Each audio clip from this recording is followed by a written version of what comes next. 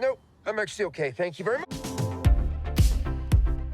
Guys, we think we may have pieced together the TVA's evil plan and how they'll use Deadpool as their secret weapon to overthrow Loki and bring back He Who Remains. Welcome back, ScreenCrush. I'm Ryan. Now, our very own Colton Ogburn was at Cinemacon and he saw this footage of Deadpool and Wolverine and Captain America Brave New World. And after spending some time ruminating on this, we've got a killer theory that we think explains exactly what the TVA is up to. I'll give you a hint, they're not all good guys. That full discussion breakdown video is up on our channel right now. And also, hey, be sure to check out our merch store for these awesome Deadpool-inspired designs. We've got the MCU Savior shirt, and this Bert and Ernie Can You Tell Me How to Get to the MCU shirt featuring Bert and Ernie as Deadpool and Wolverine. We've also got lots of great X-Men inspired merch up on the store right now, ScreenCrushMerch.com, where we design the merch ourselves. Shopping our merch store is the best way to directly support our channel so we can keep making videos like this one. Thank you so much for your support. So I want to go back through that Deadpool footage again for you guys and touch on a few more details that were revealed and what they could mean for the plot of Deadpool and Wolverine and the film's connection to the overall multiverse saga and Secret Wars, and how a scene from this exclusive footage at the TVA revealed Mr. Paradox's evil plan. So the footage opens with Wade working at a DriveMax car lot and he is retired from superheroing. His friend Peter from Deadpool 2 is trying to convince Wade to go back to being Deadpool, at least on occasion, but Deadpool insists that he is retired. When walking home, Wade senses that he is being watched, and we later learn that it was an undercover TVA agent who was photographing him. But why would the TVA need to photograph him?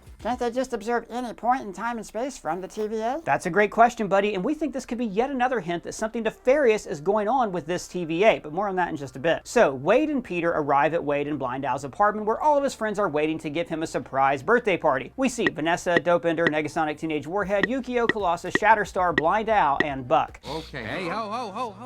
Hakuna Hitatas. He's sorry. We get confirmation that Wade and Vanessa are indeed broken up. When Wade asks about a guy she's seen, she jokingly says he hasn't got me shot, referring of course to her death in Deadpool 2. Now, at first we thought that her trauma from being killed and brought back to life via time travel may have been too much, and that's what resulted in her leaving Wade. But now we actually think that it was Wade who broke up with her because he doesn't want to risk her getting hurt again. Hey, I'm gonna go into town. You wanna go? We can take my car. You have a car? Yeah, man, get in. Oh, Doug, I'm not gonna go in there. It smells like Randy Johnson. Oh, geez, I wish I could make my little car smell good like it smells so good in this store right now. Well, dude, the reason the store smells so good is because of this Drift air freshener. It's called Teak.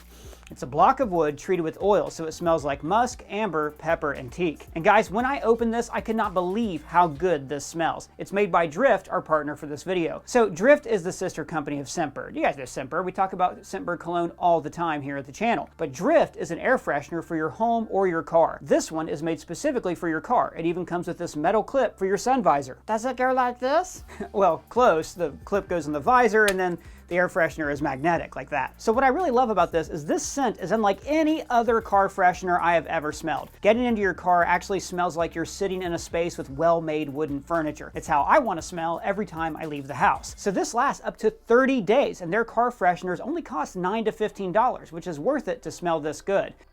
Hey, what smells so good? But what I really recommend is their Scent of the Month Club, which is a subscription service that sends you this starter kit and then monthly refills. This includes the Scent of the Month with a new limited edition scent inspired by different seasons. The subscription is flexible. You can change your scent choice, frequency, or cancel at any time. So make sure to use our coupon code ScreenCrush for 55% off your first month at Drift. That's less than $5 for your first month. Just check out our link below. It really does support our channel. Now, back to what I was saying. Then they sing Wade happy birthday. He makes a wish, and before he can even finish his breath, we hear a knock at the door by the TVA, confirming our theory that Wade likely wished to have meaning in his life again, and that's what made the TVA finally decide to grab him.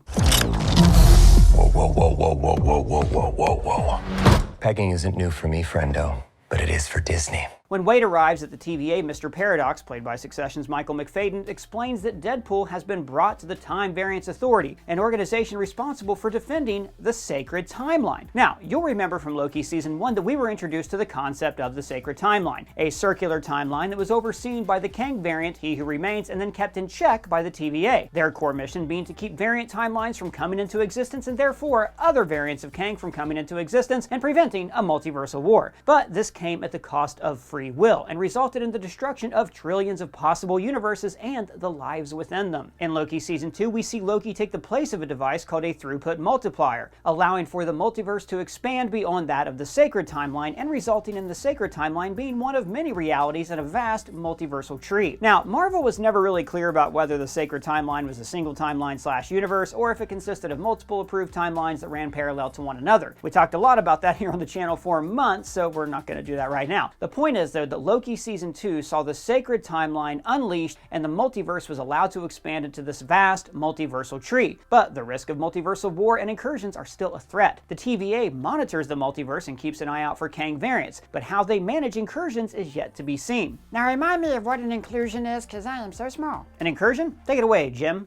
An incursion occurs when the boundary between two universes erodes and they collide. So, whether the sacred timeline was one universe or multiple, the point remains that those universes are now part of a wider multiverse and are now vulnerable to incursions, and they are no longer viewed as sacred. They are equal members of an expanding multiverse. And we think this is why, later in the footage, Paradox says that the sacred timeline needs avenging, but more on that in just a second. Deadpool interrupts Paradox to ask if this has something to do with him using Cable's time travel wristband in Deadpool 2, to which Paradox looks at the camera and says no, but they are fully aware of Deadpool's abuses of his timeline. And then Paradox even laughs at how abusive Deadpool was of his timeline. There was almost a sense of admiration in Paradox's voice at Wade's ability to alter time and change events to his liking, and that is going to play a major role in our theory of why Deadpool has been chosen. Paradox says, "I brought you here, Mr. Wilson, to tell you that you're special. In fact, you've been chosen for a higher purpose, a purpose that's unclear even to me, but one that could save the entire sacred timeline from a possible grisly fate sometime in the future, which may very well need to be avenged." Deadpool then says, "The sacred timeline? I assume I'm going to marvel at how cinematic it feels." And then, just like in the trailer, Deadpool is shown screens featuring scenes from the MCU, but they're actually different scenes from what we saw in the trailer. They all have scenes featuring Captain America. Now, Cap, of course, was the team leader of the Avengers, so we think that Paradox may go on to say how Cap has retired and Deadpool could be the new team leader of the Avengers and of the MCU. But it won't be Cap that Deadpool is actually replacing. It's Loki. In another screen off to the right, Wade can see himself with his mask torn open and Thor holding him and looking down at him. Now, it's very clear that they reuse footage from this scene in Thor: The Dark World. When Deadpool spots this screen, he asks why he's with Thor and why Thor is crying. Paradox then gets very jumpy and insists that it be turned off and says that that scene happens in the distant future. Now, at first this just seemed like a fun little gag, but then we got to thinking, why would Deadpool be in the place of Loki? This very well may not be meant to be the same scene from Thor: The Dark World, and they just reuse the footage for the gag. But what if it is supposed to be the same scene? What if what we're seeing is a planned out future where it was Deadpool in place of Loki in the MCU? Wait, what do you mean by that? Wow, that's cool. Yeah, man, listen, this is going to make so much sense. I have answers. Paradox is offering Deadpool a place in the MCU, so what if that place is actually in the place of someone else? Loki is the new overseer of the multiverse, and he completely upended the sacred timeline. And the TVA is now a very different organization that allows for free will. Not only free will amongst the multiverse, but free will amongst its agents as well. TVA agents still all remember the time before Loki, and they still remember the sacred timeline. And we think there will be some rogue agents who are still loyal to the sacred timeline and the mission of He Who Remains. They fear their own destruction and absence of what they viewed as order and safety within the sacred timeline. We even see this in Loki Season 2, with several different TVA agents rebelling against this new order and trying to restore the sacred timeline. And the guy responsible for the destruction of the sacred timeline is an omnipotent, time-slipping Norse god, a god who has shown that he is capable of rewriting time to his liking. And in order to bring down this new ruler and bring back He Who Remains and the sacred timeline, these rogue TVA agents will need their own heavy hitter, a character capable of seeing beyond the confines of his own reality and who is shown to be a pretty good time traveler himself. This Deadpool guy came into existence when Loki allowed for the multiverse to expand, and his time travel shenanigans and ability to break the fourth wall are all consequences of the sacred timeline being destroyed. Deadpool is a threat to the stability of the multiverse, a threat that Paradox plans to use to dethrone Loki and restore the sacred timeline. But this isn't Paradox's plan, it's Kang's.